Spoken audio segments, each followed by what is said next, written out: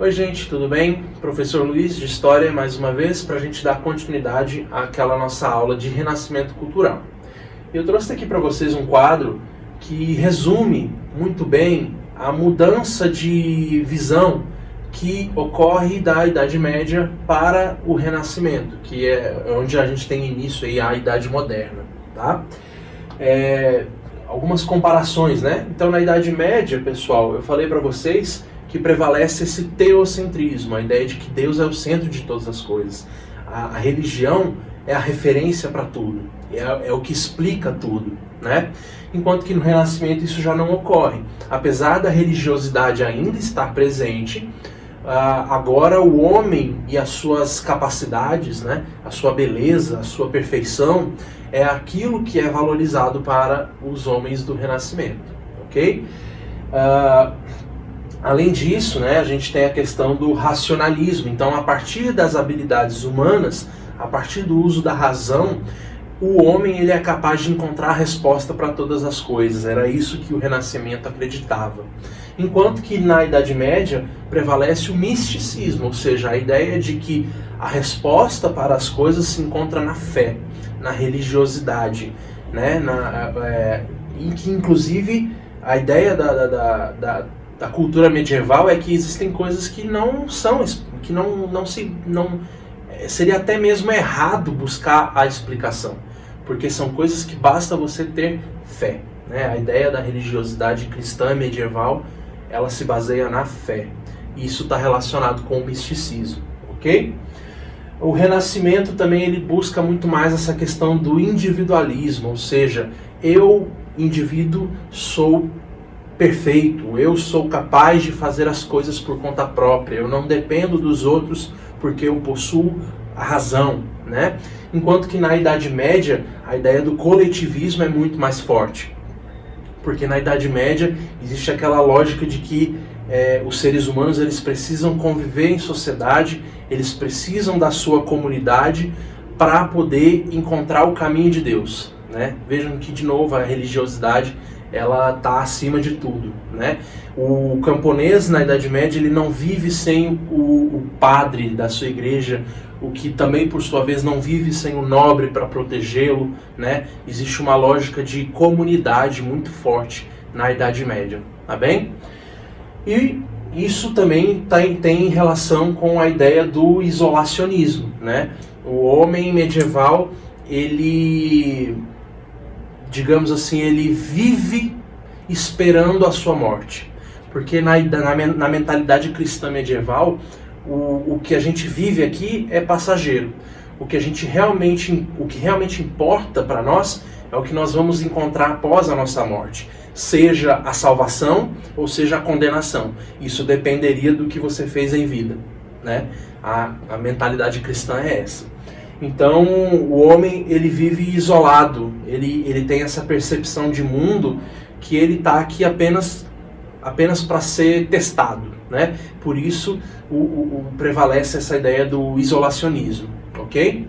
Enquanto que no Renascimento tem essa ideia do cosmopolitismo, ou seja, a ideia de que para que o homem possa se desenvolver, para que o homem possa conhecer as coisas, é preciso que ele conheça o mundo, é preciso que ele conheça novas culturas, é preciso que ele, enfim, aprenda sempre cada vez mais. Porque para o homem renascentista, ele já não está mais tão interessado assim no que ocorre na vida após a morte. Ele está mais interessado no presente, naquilo que ele é capaz de fazer hoje, agora. Tá bem? Então, pessoal, vamos dar uma continuidade ali, vamos ver algumas imagens que retratam essa contraposição entre a cultura medieval e a cultura renascentista. Eu gosto demais dessa imagem, apesar da qualidade dela não estar muito boa, mas eu gosto demais de fazer a comparação entre essas duas imagens, que é uma cena clássica, né? Tenho certeza que todo mundo que já teve algum contato com o cristianismo conhece essa cena, que é a cena da crucificação de Cristo.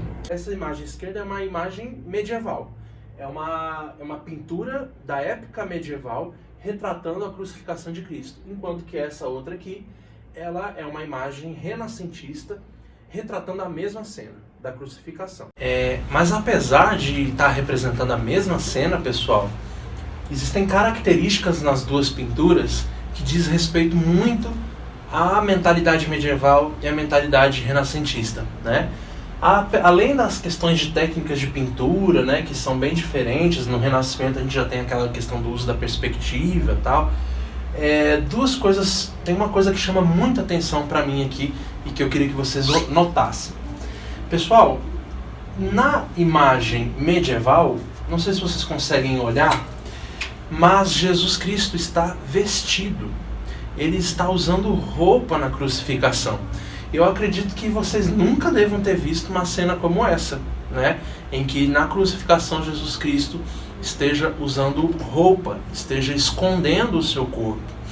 A imagem que a gente costuma ver com mais frequência é a renascentista, em que Jesus ele está despido de roupas, né? Ele está ali praticamente está seminu na crucificação, né?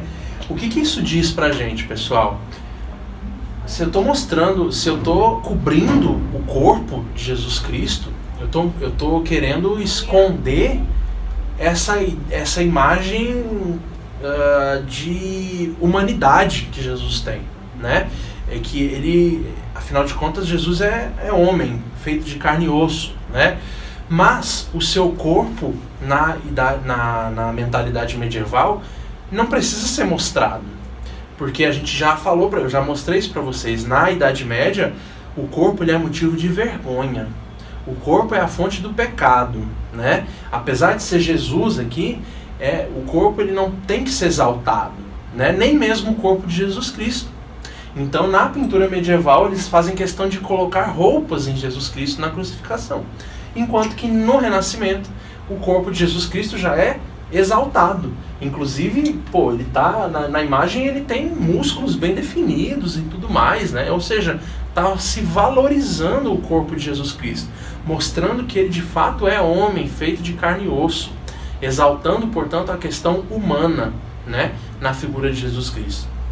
Eu gosto muito dessa imagem para a gente entender como a mente dos homens naquela época vai mudar radicalmente a partir do Renascimento, tá bem? Pessoal, vamos voltar a falar aqui, lembrar das tartarugas ninjas, né, dos artistas do Renascimento. O Rafael Sanzio, Leonardo da Vinci, Michelangelo, Donatello, a gente ainda até falou de outros aqui, por exemplo, como o Botticelli. O que todos eles têm em comum, além de serem artistas do Renascimento? Eles são italianos. Por que eles são italianos? Será que é coincidência? Eu digo para vocês que não. O Renascimento, pessoal, surge pela primeira vez na Itália. A Itália, portanto, é o berço, né, do Renascimento cultural. O Renascimento cultural fica restrito à Itália? Não. Depois de surgir na Itália, esse movimento ele se espalha para o resto da Europa, chega na Espanha, na França, na Holanda, na Inglaterra, ok? Mas ele surge na Itália. E é importante, pessoal, que a gente entenda por que na Itália. Por que o Renascimento surge na Itália, tá? Primeiro motivo para isso é que a Itália, pessoal, era bastante diferente dos outros países na Idade Média, né? Tinha algumas características bem diferentes. Para começo de conversa, a Itália, ao contrário da França, por exemplo, que era ainda bastante voltada para a agricultura, predomínio de feudos e tudo mais, a Itália já era uma região com atividade comercial muito intensa. Os italianos eram grandes comerciantes da Europa naquela época. Então, por meio desse comércio, né, essas viagens que eram feitas pelos mercadores italianos, eles acabam entrando em contato com culturas diferentes. Eles entram em contato com a cultura oriental, com a cultura do norte da África, né, do Oriente Médio. Então isso vai fazendo com que os italianos conheçam novas ideias, conheçam as novas perspectivas, e essas novas ideias vão acabar contribuindo para a criação desse novo movimento que será o Renascimento Cultural. Beleza? Além disso, pessoal, justamente por ser a sociedade italiana ser muito voltada para o comércio, na Itália você tinha também um predomínio de grandes cidades. E junto com a formação das cidades na Itália, a gente também tem a formação de uma classe burguesa. O Renascimento Cultural, pessoal, é importante que vocês saibam, é um movimento essencialmente burguês. Quem promove o Renascimento Cultural é a burguesia, ou seja, é aquela classe comerciante que vive do trabalho livre, né, que vive nas cidades, né, ao contrário da nobreza, né, ao contrário do clero, da Igreja Católica, que estão muito mais ligados ao campo, ao feudo, tá bem? Então esse cenário urbano da Itália, essa presença já de uma burguesia muito bem consolidada na Itália, faz com que o Renascimento Cultural tenha terreno fértil para surgir ali naquela região, tá bem? Além disso, pessoal, se a gente está falando de racionalismo no Renascimento Cultural, o uso da razão, a busca pelo conhecimento, isso é muito mais favorecido em lugares onde você tenha universidades, certo? É lá na universidade que as pessoas vão buscar esse conhecimento. Então, é justamente na Itália que nós vamos ter aí as primeiras universidades autônomas da Europa, ok? Onde as pessoas então podiam ali se encontrar para poder estudar, para poder conhecer, para poder usar a razão, tá? Então as primeiras universidades que surgem na Itália, a mais antiga é a Universidade de Bolonha, que fica justamente na Itália. Aí então vai ser um cenário bastante propício para a formação do Renascimento Cultural, tá bem? A partir desse momento, pessoal, a gente tem esse fenômeno bastante típico da Itália, que é o mecenato. O que é o mecenato? Resumindo em poucas palavras, é aquela prática de algumas famílias burguesas, principalmente, que vão patrocinar, que vão proteger artistas e intelectuais do Renascimento Cultural. Por que eles vão fazer isso? Por que eles patrocinam esses artistas? Porque eles querem prestígio social. Vou fazer uma comparação aqui bem louca para vocês entenderem o que eu estou dizendo. Vocês já viram aquelas propagandas, por exemplo, do banco? Sei lá, o Banco X promove as artes e promove o teatro no Brasil, portanto você vai poder assistir a essa peça teatral gratuitamente, não sei o quê, e aí o banco vai lá e faz a propaganda dele, né? Esse banco, ele está realmente interessado nas artes, ele está realmente interessado na cultura? Ele pode até ter algum interesse, mas o verdadeiro objetivo dele é qual? É fazer a propaganda dele mesmo, não é? O objetivo do banco é fazer com que você olhe a propaganda e fale assim, poxa, caramba, esse banco ele é realmente muito interessado, né? É um banco sério, que preza pela cultura brasileira, caramba, então eu vou até ali abrir uma conta naquele banco, né? A ideia mais ou menos é essa. Ou seja, o banco ele promove a cultura, ele promove a arte, mas ele, em troca, ele está buscando ter mais clientes, ele está buscando ter mais prestígio, ele quer ser bem visto pela sociedade. É exatamente o que acontece no mecenato, pessoal, tá? A família burguesa, essas famílias ricas, né, da Itália, elas queriam ser bem vistas na sociedade, elas queriam ter prestígio social. Como que elas poderiam fazer isso? Patrocinando artistas. Então, quando um artista produzia uma grande obra de arte, uma obra de arte que era muito bem vista pela sociedade, as pessoas iam automaticamente associar aquela obra de arte à família que protegeu aquele artista, que patrocinou o artista. Então essa família, esses burgueses, eles acabavam ganhando prestígio social a partir do trabalho daquele artista ou daquele intelectual. Isso é o mecenato, tá? E isso é importante, pessoal, porque o mecenato ele vai se tornar uma prática muito comum entre a burguesia italiana. E a partir desse momento, então, os artistas renascentistas da Itália vão ter mais espaço, vão ter melhores condições para produzirem as suas obras, ok? Então eu falei para vocês quem são, a definição está aqui, né?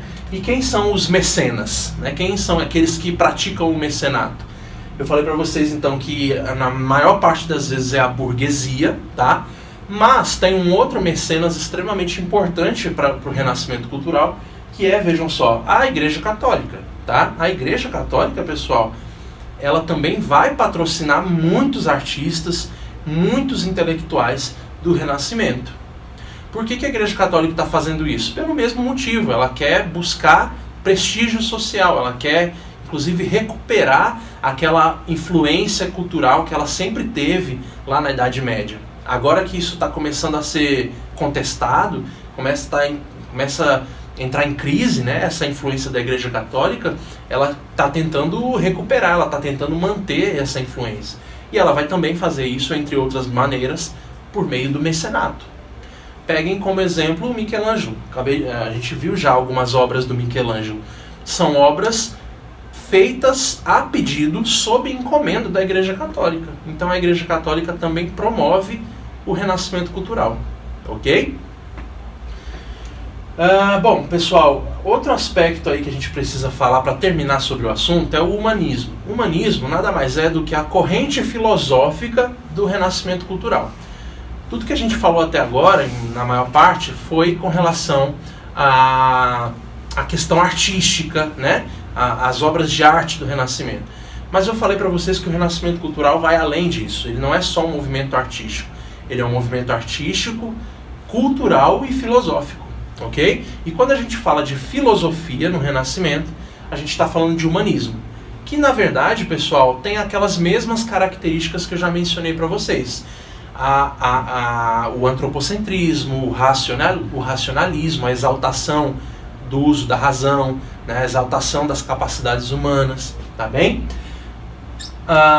Então, é um movimento científico e filosófico do Renascimento que busca, então, colocar o homem como a medida de todas as coisas. Isso nada mais é do que uma outra forma de dizer antropocentrismo, tá bem? O humanismo, pessoal, ele vai trazer críticas bastante fortes com relação à Igreja Católica, porque na Idade Média a Igreja Católica ela monopolizava o conhecimento, né? Quem dizia o que era certo e o que era errado era a Igreja Católica. A partir do humanismo, esses intelectuais, esses filósofos, eles vão dizer que a Igreja ela não é a detentora do conhecimento, porque o conhecimento ele está na cabeça dos homens, de cada um desses homens. Então, portanto, cabia ao indivíduo buscar o conhecimento. Ele tinha que, por conta própria, buscar a verdade sobre as coisas e não ficar dependendo da Igreja Católica para ela dizer o que é ou o que não é certo. Ok? Óbvio que a Igreja Católica não vai gostar nem um pouco disso, né? Então, a partir desse humanismo, pessoal, a gente vai ter alguns episódios de perseguição da Igreja Católica contra alguns desses adeptos do humanismo. Eu vou dar alguns exemplos para vocês daqui a pouco, tá bem? Essa corrente do humanismo é o que fortalece o surgimento de novas universidades por toda a Europa. Eu falei para vocês que as primeiras surgem na Itália, pelas razões que eu já mencionei, mas também surgem outras universidades por todo o território europeu, tá? É importante a gente ressaltar que o que era principalmente estudado nessas universidades a princípio: medicina, por conta daquela questão do interesse pelo corpo humano, seu funcionamento, que a gente já mencionou. Também vai haver o estudo do direito, ou seja, o estudo das leis, né? Como é que os homens, como é que a humanidade foi capaz de se organizar em sociedade por meio da criação de leis, né? Então veja que aí também tem um elemento humano muito forte. E também o estudo de letras, ou seja, lembra daquela questão da cultura greco-romana? Como é que eu vou conhecer melhor a cultura greco-romana se eu não conheço a língua falada na Grécia e em Roma? Ou seja, para eu poder conhecer essa cultura greco-romana é necessário eu conhecer o grego, é necessário eu conhecer o latim. Então é para isso que também as universidades promovem os estudos dessas letras clássicas. Tá bem?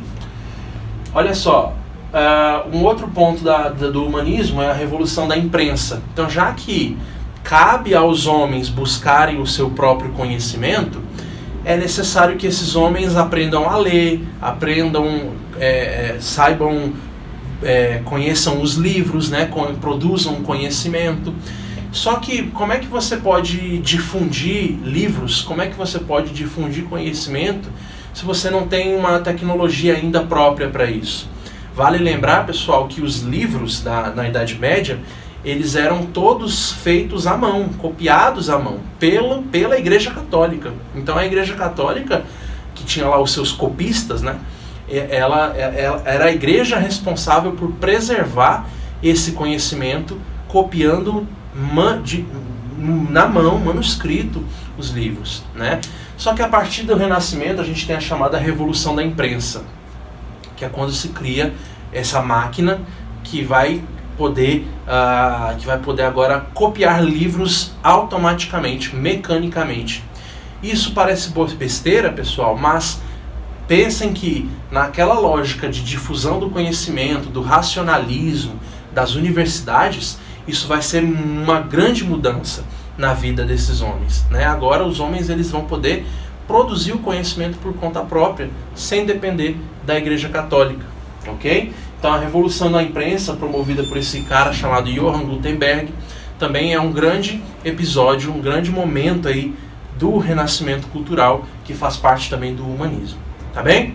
Pra gente finalizar, pessoal, vamos dar olhar só algumas imagens sobre isso que eu acabei de falar.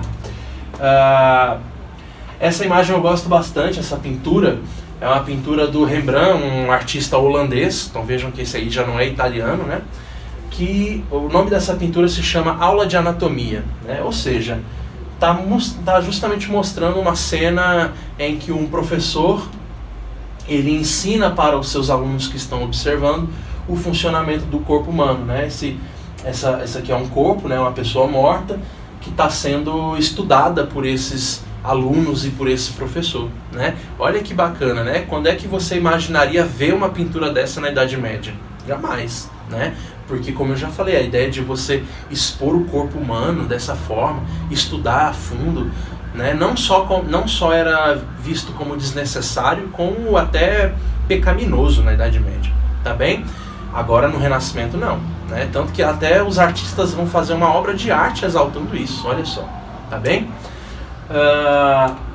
Esse cara aqui é o tal do Johann Gutenberg que eu mencionei para vocês, e aqui ao lado está a prensa, né? Que é essa máquina que vai tornar capaz agora a cópia de livros de uma forma muito mais rápida, muito mais eficiente do que era antes na Idade Média, né? Então esse cara, Johann Gutenberg, que é um suíço, ele vai revolucionar drasticamente essa difusão do conhecimento pela Europa naquela época, ok?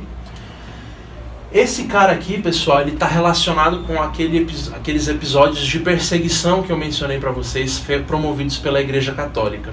Porque vejam só, um dos conhecimentos que a Igreja Católica pregava até aquele momento era o chamado geocentrismo. O que era isso?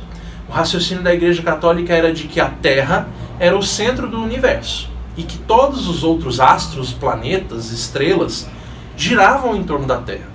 Por que a Igreja Católica defendia isso? Porque se afinal de contas a Terra é a criação de Deus, é a obra-prima de Deus, onde vivem as suas criaturas, então nada mais lógico, segundo a Igreja, de que a Terra seja o centro do universo, certo? Só que esse cara aqui vai chegar, esse cara chamado Nicolau Copérnico, um polonês, ele vai, a partir dos seus estudos, a partir das suas observações, ele vai constatar que não, que a Terra não era o centro do universo. Que, na verdade, a Terra era só mais um pedacinho de poeira flutuando no espaço e que, na verdade, ela girava em torno do Sol. E que em torno do Sol giravam os outros planetas, assim como a Terra. Essa teoria do Copérnico é o que vai ficar conhecido como heliocentrismo. E aí o heliocentrismo, pessoal, vai bater de frente com o geocentrismo da Igreja Católica. É óbvio que a Igreja Católica não vai ficar nem um pouco contente com essa afirmação do Copérnico, né? Então a Igreja Católica vai promover uma grande perseguição a ele e todos aqueles outros estudiosos que defendiam essa mesma ideia, tá? Vejam, a Igreja Católica ela não gosta de ver as suas afirmações serem contestadas. Só que no Renascimento Cultural isso agora vai começar a acontecer com cada vez mais frequência, ok? E esse outro rapaz aqui é um outro que vocês provavelmente já devem ter ouvido falar, que é o Galileu Galilei, que é um italiano que também era astrônomo, observador, né, estudava ali os astros, era um grande cientista, e que ele, pela primeira vez, ele consegue provar aquilo que o Copérnico já falava alguns anos atrás. tá? O Copérnico ele havia desenvolvido as teses, né, as hipóteses por meio dos estudos, mas o Copérnico, por meio pegou esses estudos do Copérnico, deu continuidade e conseguiu provar matematicamente que de fato a Terra não era o centro do universo, né, e que sim, ela apenas girava em torno do Sol. Beleza, pessoal? O Galileu também foi fortemente perseguido pela Igreja Católica. No fim de sua vida, ele chegou a ser julgado pela Igreja. Ele foi condenado à morte caso ele negasse as suas ideias, ele poderia ser perdoado. Então, o Galileu, para poder viver, para poder sobreviver, ele vai dizer que tudo aquilo que ele havia dito era mentira, né? Olha só. Portanto, com isso ele consegue salvar o pescoço, né? Mas não quer dizer que o que ele disse não era verdade. Bom, e aí, pessoal, hoje a gente sabe, né, que no final das contas, mesmo negando as suas teorias, o Galileu se provou certo, né? Como a gente já consegue saber muito bem hoje, tá bem? Bom, pessoal, eu vou encerrar o assunto de renascimento por aqui, beleza? Eu acho que a gente viu tudo que era de mais importante. Mas, assim, tenham sempre em mente que, para nós, na história, o renascimento cultural ele marca esse processo de transição. Agora a gente já não está mais falando de um homem medieval, a gente está falando agora de um homem moderno, tá bem? Então eu encerro aqui, até a próxima, se cuidem e tchau, até mais.